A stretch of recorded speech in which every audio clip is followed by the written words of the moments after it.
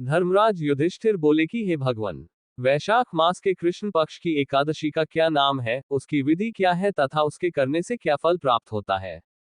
आप विस्तार पूर्वक मुझसे कहिए, मैं आपको नमस्कार करता हूँ।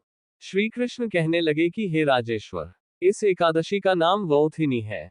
ये सौभाग्य देने वाली, सब पापों को नष्ट करने वाली तथा अंत में मोक्ष देने वाली है।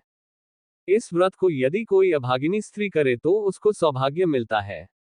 इसी वौथिनी एकादश के प्रभाव से राजा माधाता स्वर्ग को गया था।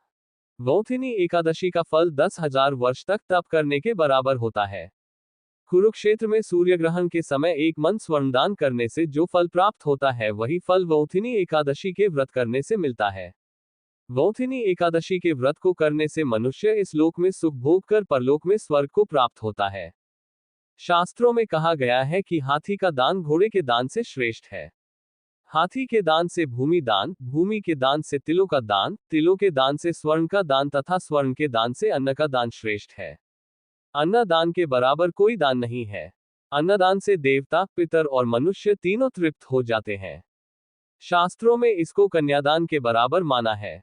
वौथिनी एकादशी के व्रत से अन्नदान तथा कन्यादान दोनों के बराबर फल मिलता है। जो मनुष्य लोभ के वश होकर कन्या का धन लेते हैं, वे प्रलय काल तक नरक में वास करते हैं या उनको अगले जन्म में बिलाव का जन्म लेना पड़ता है। जो मनुष्य प्रेम एवं धन सहित कन्या का दान करते हैं, उनके पुण्य को चित्रगुप्त भी लिखने में असमर्थ हैं, उनको कन्यादान का फल मिलता है। वौथिनी एकादशी का व्रत करने वालों को दशमी के दिन निम्नलिखित वस्तुओं का त्याग करना चाहिए। 1. कांसे के बर्तन में भोजन करना। 2. मांस। 3. मसूर की दाल। 4. चने का शाक। 5. कोदो का शाक। 6. मधु शहद। 7. दूसरे का अंत। 8. दूसरी बार भोजन करना एवं 9. स्त्री प्रसंग। व्रत वाले दिन जुआ नहीं खेलना चाहिए।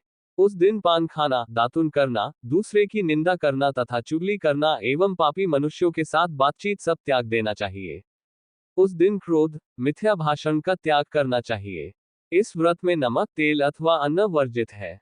हे राजन, जो मनुष्य विधिवत इस एकादशी को करते हैं, उनको स्वर्गलोक की प्राप्ति होती है। अतः मनुष्यों को पापों से डरना चाहिए। इस व्रत के महात्म्य को पढ़ने से 1000 गोदान का फल मिलता है। इसका फल गंगा स्नान के फल से भी अधिक है।